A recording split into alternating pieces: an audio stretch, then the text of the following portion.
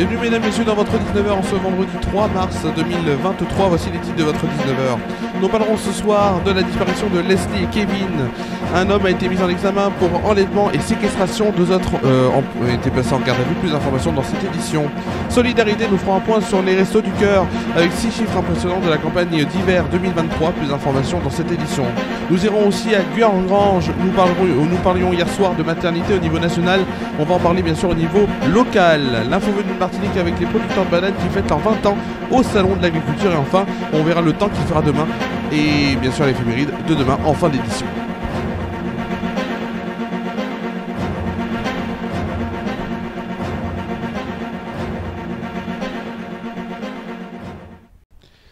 On commence cette édition, donc on va commencer cette édition par deux disparitions qui datent de plus de 3 mois. Un couple dans les Deux-Sèvres, Leslie Ulrelbeck, âgé de 22 ans, et Kevin Trompa, âgé de 21 ans, n'ont plus donné signe de vie depuis la nuit du 25 au 26 novembre dernier. Hier l'enquête s'est accélérée, puisqu'un ami du couple donc a été mis en examen, tandis que 2 autres hommes étaient en garde à vue. Un homme a été mis en examen donc pour enlèvement et séquestration non suivie d'une libération volontaire et a été placé donc en détention provisoire. C'est ce qu'a annoncé hier soir le parquet de Poitiers dans un communiqué sans évoquer un éventuel mobile. Cet homme âgé d'une vingtaine d'années a été interpellé mardi en Vendée au domicile de son père qui a été perquisitionné comme celui de sa mère dans les Deux-Sèvres. Amis des disparus, il devait les héberger dans une maison de Praec la nuit donc de leur disparition. On va passer tout de suite à un autre titre de l'actualité. Nous allons parler des Restos du Cœur maintenant. Jusqu'à dimanche, le 5 mars 2023, les Restos du Cœur organisent leur grande collecte annuelle. Covid, inflation, les crises qui se succèdent donc ont nettement aggravé la précarité au point que certaines familles doivent choisir entre se nourrir et se chauffer, s'alarme l'association. Voici les chiffres, 6 chiffres marquants de cette 38e campagne. 83 000. C'est le nombre de bénévoles qui se mobilisent pour faire la collecte. La collecte dans plus de 7000 supermarchés, 9000 tonnes de denrées sont attendues pour ce week-end. 10%, c'est la part des besoins annuels engrangés ce week-end. C'est aussi la part des ventes de disques qui représente donc également ce chiffre. 110 000, c'est le nombre d'enfants de 3 ans qu'accueillent les Restos du Cœur. 1 million. 1 million, c'est le nombre de personnes qui ont fait appel au Restos du Cœur. Et enfin, 60%, c'est la proportion des bénéficiaires qui vivent dans l'extrême pauvreté. Donc, c'est très important de contribuer donc par rapport à ce que vous avez, vous en tout cas, chères personnes. Essayez de contribuer à ce que vous pouvez faire, mais contribuer, c'est important pour aider les plus démunis. On va maintenant parler d'une information locale. Après 55 ans d'existence, la maternité de la clinique de Pasteur à Guerngrange, hôtel privé de Ardèche, a cessé de fonctionner. Le transfert donc complet de l'activité qui comprend donc le bloc obstétrical et suite de couches vers le centre hospitalier de Valence est effectif depuis mercredi selon le calendrier prévu. C'est ce qu'indique donc le groupe Ramsay France qui est propriétaire de la clinique. Un transfert qui se concrétise après des mois de discussions lancées le 28 novembre dernier alors que la maternité de l'hôtel privé de Ardèche rencontrait des difficultés de recrutement des personnels de santé, notamment des sages-femmes. La situation et le contexte de baisse démographique ne permettaient plus de garantir le maintien d'un fonctionnement satisfaisant pour les partunientes, indique le groupe privé. Secoué depuis le début de l'année 2022 donc par un mouvement de grève des sages-femmes et le départ au printemps de plusieurs d'entre elles, la maternité fonctionnait en mode dégradé. La plupart des accouchements se faisaient déjà à Valence. En janvier, 4 bébés sont nés à la clinique et aucun en février. Direction Martinique maintenant, où sous les bananiers, sur le stand au salon de l'agriculture à Paris, se trouvait du beau monde.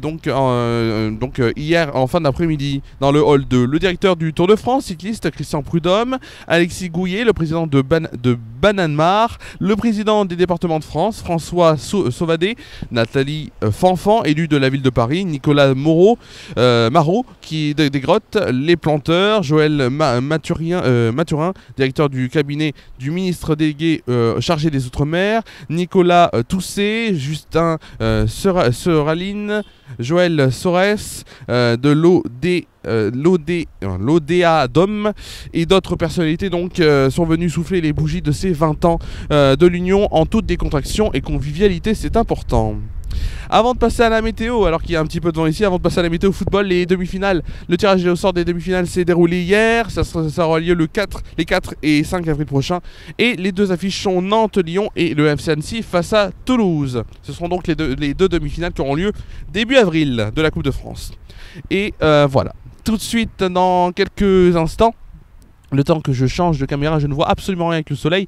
Mais tout de suite, on va passer, si vous le voulez bien, à la météo. C'est tout de suite sur FR News.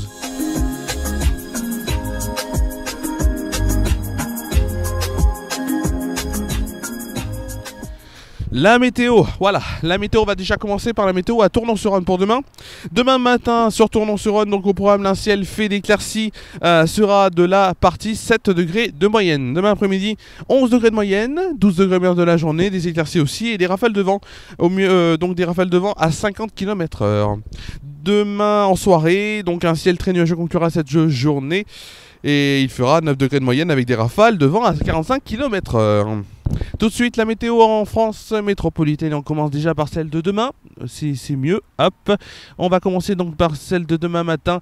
Demain matin donc, le temps pour demain matin, le ciel est contrasté entre les éclaircies et les nuages bas, avec moins de gelée, de la grisaille brumeuse sera présente au nord de la Seine et dans les plaines du sud-ouest. Le pourtour méditerranéen est dégagé malgré un ciel plus mitigé en Corse. Les températures, il fera moins 2 degrés pour Aurillac, il fera moins 1 degré pour Charleville-Mézières, Paris, Orléans, Rennes, Nantes et Bourges, 0 degré à Dijon, Limoges et La Rochelle, 1 degré pour Rouen, Lyon, Toulouse et Biarritz, 3 degrés pour Lille, Bordeaux et Montpellier, 4 degrés à Brest, Montélimar et Ajaccio, 6 degrés pour Perpignan et Marseille. Pour le plus froid, il fera à 3 la température de moins 3 degrés, à l'inverse où il fera le plus chaud sera à Nice avec 8 degrés. Pour demain après-midi. Demain après-midi, regardez le temps qui s'affiche sur votre écran. Demain après-midi, les nuages pourraient persister donc au sud de la Garonne avec quelques bruines donc ainsi qu'au nord de la Seine. Ailleurs, les éclaircies sont plutôt belles, et bien que la Corse reste encore assez variable. Les températures, 8 degrés pour Lille, Rouen, Paris, Troyes, Orléans et Strasbourg, 9 degrés à Brest, Rennes et Aurillac, 10 degrés pour Nantes, Bourges et Dijon, 11 degrés pour La Rochelle, Limoges et Toulouse, 13 degrés à Montélimar, 14 degrés pour Ajaccio. Pour le plus froid, il fera à Cherbourg et Charleville-Mézières à la température de 7 degrés, et à l'inverse où il fera le plus chaud, ce sera à Montpellier, Marseille et Nice avec 16 degrés. On fêtera demain la Saint à tous les Casimirs. Le soleil se lèvera à 7h27 et se couchera à 18h38. On gagnera ainsi 4 minutes de soleil. Allez, bien sûr, maintenant la suite sur FR News avant de se quitter. La suite, hop, sur FR News, bien sûr, avant de se quitter. Qu'est-ce qu'il y a? Qu'est-ce qui nous attend pour la suite? Alors, la suite, c'est ce week-end. Samedi, on reviendra bien sûr à la maison, tranquillement, pour donc suivre à partir de demain, à partir de 16h55, le live FR News Foot, le direct spécial Derby du Nord, Racing Club de Lens, LOSC. Ce sera donc en direct, en live audio, bien sûr, comme en radio, comme on le fait d'habitude. FR News Foot, l'émission hebdomadaire, sera elle de retour lundi à 19h en inédit. Enfin le JT lui le 19h sera de retour donc jeudi prochain à 19h. Donc Facebook et YouTube, à noter que mercredi, grand direct sur Déclic Radio, 14h, 16h, en direct de l'Espace Jeunesse, spéciale journée, journée pour la lutte des droits des femmes. C'est important d'écouter et de venir témoigner, vous les femmes, vous tout le monde en tout cas, mais surtout les femmes qu'on a, en tout cas on a envie d'entendre, donc lors de lors de cette journée. Alors, bien sûr aussi, un événement qui va se trouver à Tournon. Je tourne la caméra, c'est magnifique. Un événement qui va se trouver Chauvat-Tournon, voilà, la route là, et les cyclistes du Paris-Nice donc vont donc passer. Ce sera jeudi prochain donc à partir donc de 13h45, entre 13h45 et 14h, c'est ce qui semblerait dire. Si en tout cas plus ils iront vite, plus ils passeront à 13h45, ou moins ils iront vite, plus ils passeront vers 14h. Le Paris-Nice donc à suivre bien sûr à la télé aussi sur France 3 à partir de 15h10 bien sûr, mais là vous pourrez les voir en plus près, les cyclistes. Bon, ils passent assez vite, mais c'est comme ça. C'est la fin de cette édition. Merci à vous de l'avoir suivi. Hop, on se retrouve pour notre part. On se retrouve quand? Vous allez me dire on se retrouve. Eh ben on se retrouve quand?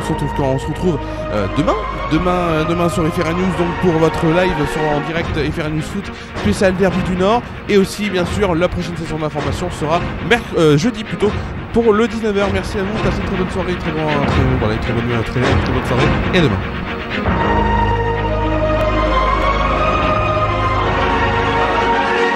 Toute l'information est à suivre lors du prochain JT.